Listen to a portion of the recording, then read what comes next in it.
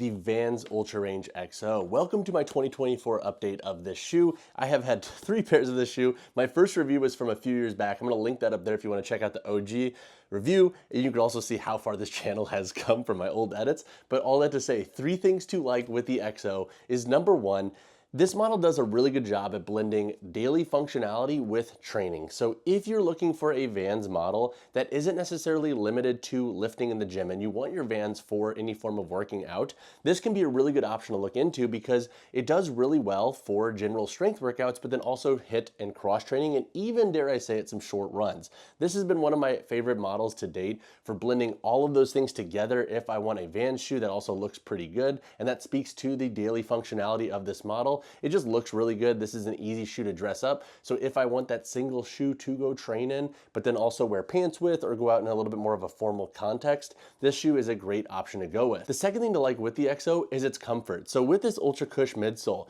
it gives you a nice level of cushion for all day wear. So if I'm traveling, this is generally one of my go-to shoes that I'll bring, and that's for the cases of if I'm trying to travel light and I only want to bring 1 or 2 pairs of shoes with me, this will usually be one of my go-to shoes that I often reach for. And I think if you're, for example, walking around Disney or on your feet all day working in a retail setting or any form of setting where you're going to be walking around a lot, standing, etc., this shoe does a good job of delivering a nice degree of comfort. The third thing to like with this shoe is the upper construction typically does a pretty good job at giving you a good amount of foot security, even if you like to wear them a little bit looser like myself. So this model has a tongue gusset, so the tongue never really slides around, and the upper has this blend of a TPU layer up here in the forefoot and then this mesh through the midfoot and heel. And if you want to rock them tight, or if you like to wear them a little bit looser for casual settings like myself, this can be a really good option to look into. I also like that they break in relatively quick regarding their sole construction. But now let's talk about a couple of cons that I have with the EXO. And even though I'm 3 pairs deep, I still have issues with this model that I wish Vans would fix. So 2 cons that I have with the EXO is number 1, the toe box. Vans, please, can we just rework this toe box? So this TPU layer up here, generally it's not too bad, but I think for some foot anatomies, this can cause issues regarding the toe crease and pressing in. So as you can see, it's like kind of awkward right here at the base of the forefoot. But then also another issue that comes along with this is that it can start to rip. And so on my first pair, for example, I started to have this mesh rip from the TPU just because I think with that break-in material, and if you're putting a lot of stress into the shoe, sometimes you can run into this ripping early. So that said, I wish this would be reworked, whether it was the length of the TPU and how much it covers the toe box, or just reworking the material itself. I think that would make this shoe just a lot more comfortable, but you would also mitigate a lot of those durability issues that some folks have with the forefoot of the shoe, especially for certain foot anatomies when it comes to training and walking all day, because it can be more prevalent for certain folks. The second con that I have with the shoe is the width of the forefoot. So if we just had a wide option, we'd be cooking with gas with this model, but this model does run pretty narrow, and so I have an E to double E width foot and a standard arch.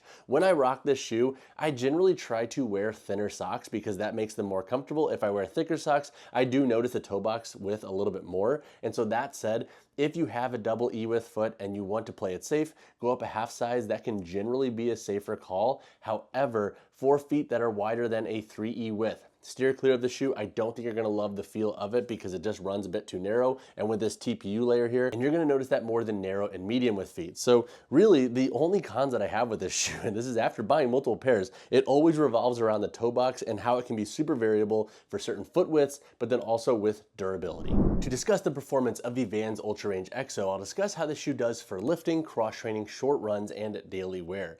In the context of lifting, I have thoroughly enjoyed this shoe, and when I reach for the shoe for my strength sessions, it's generally workouts that are a little bit more athletic. So think workouts where I'm blending some strength work with some plyos and maybe some explosive work. So with this model, even though the midsole is a little bit more plush and responsive, you can load them pretty heavily, and that's due to the flatter surface area of this shoe. So for example, I have worked up to 455 pounds in this model and haven't had any glaring stability issues, and I like that it's flexible enough for leg days where I'm doing lunges, split squats, or needing any form of flexibility through the sole of my shoe. That's where the shoe can also excel. So for general strength work, this model can be a great option. Also, this outsole grips pretty dang well as well. So whether you're on rubber gym floors, wooden platforms, or you're working out on machines, this shoe should give you plenty of grip, and it works pretty well on turf as well for my folks out there who also like to train on turf a lot when it comes to their lifting. For cross training, I like this shoe. And now there are 2 things that I really like about this model. Number 1, the Ultra Cush midsole. So I mentioned this in my lifting section, but I like the flexibility of this.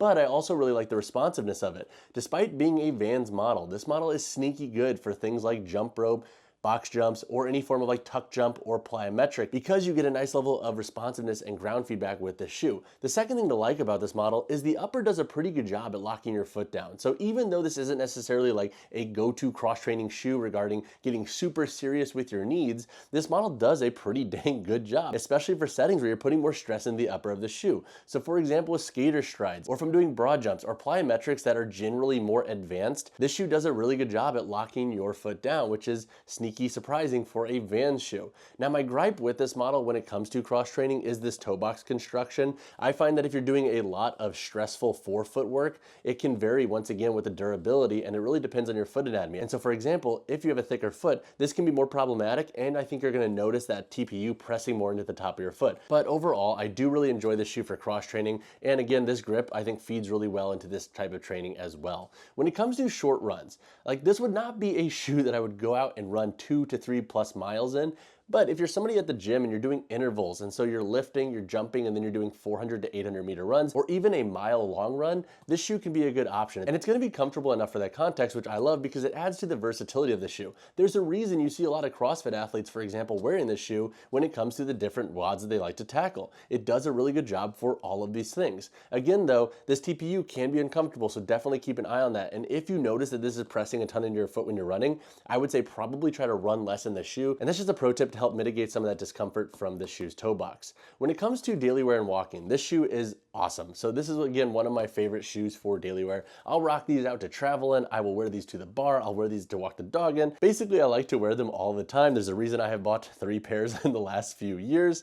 And now I do wish the durability was better, but I feel like for $100 and how much I really beat these shoes up for daily wear and then also training, they do a pretty dang good job. Now, when it comes to the breakdown of this shoe for lifting, I would give the shoe an 8 out of 10. You can lift in them, but they're not going to be obviously the most stable just because we have that ultra cush midsole. When it comes to cross training, 8.5 out of 10. If I need a shoe for sprints, agility work and whatnot, I will find something more dialed for that, but this shoe is sneaky strong for cross training. For short runs, I would give this shoe a 7 out of 10. You can do short runs in them, they're just not gonna be the best option out there regarding a training shoe. And then when it comes to daily wear, I would give this shoe a 9 or 9.5 out of 10.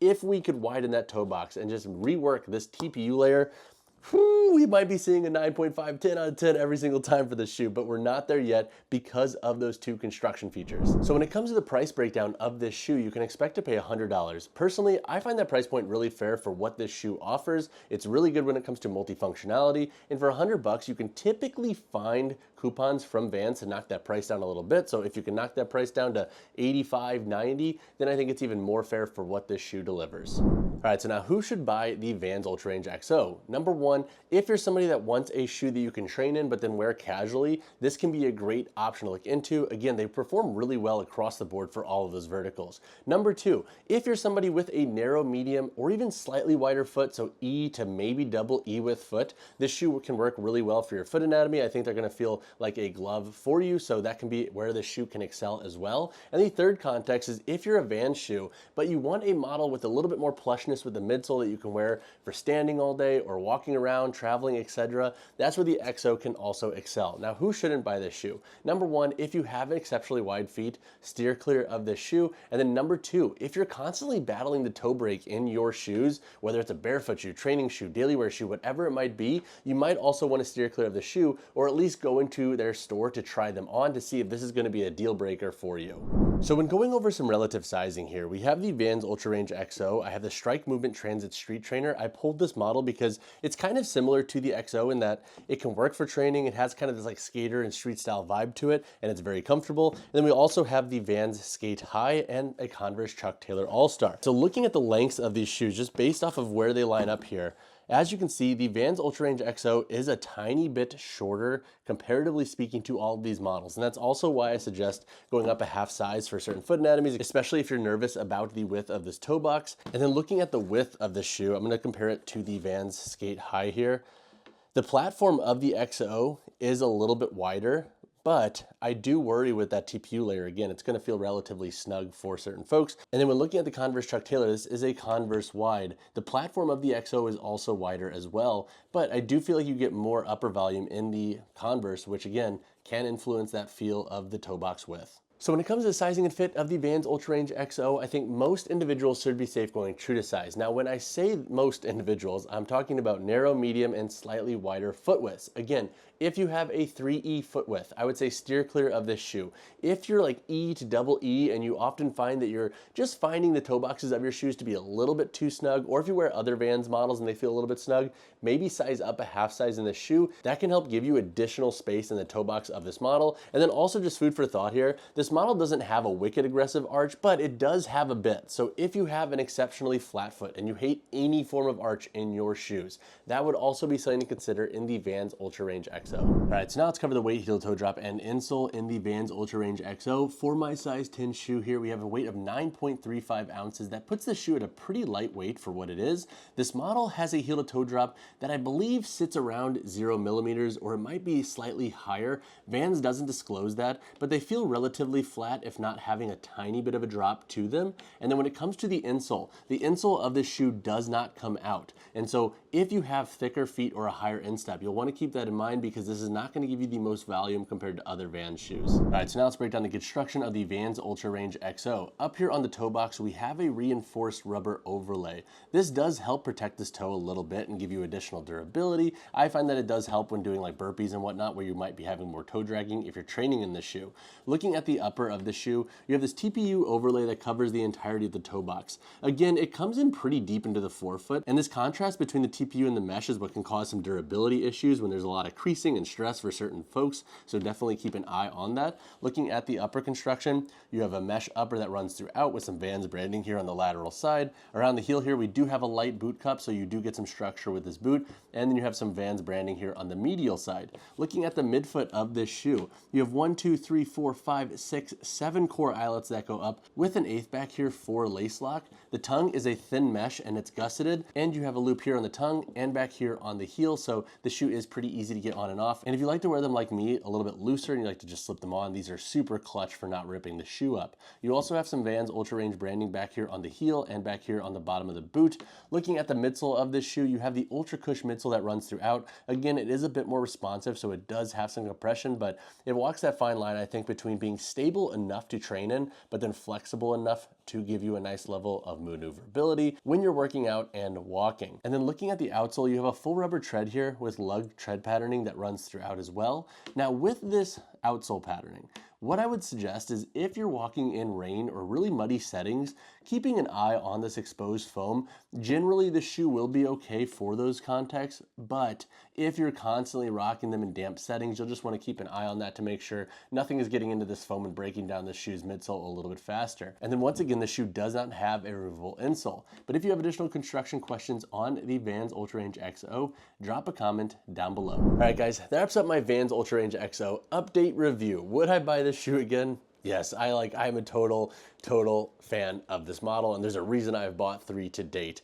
If you have additional questions on this shoe, drop a comment down below or reach out to me personally, whichever you prefer. And as always, y'all, drop a like on the video, subscribe to the channel. I'll see you guys in the next one.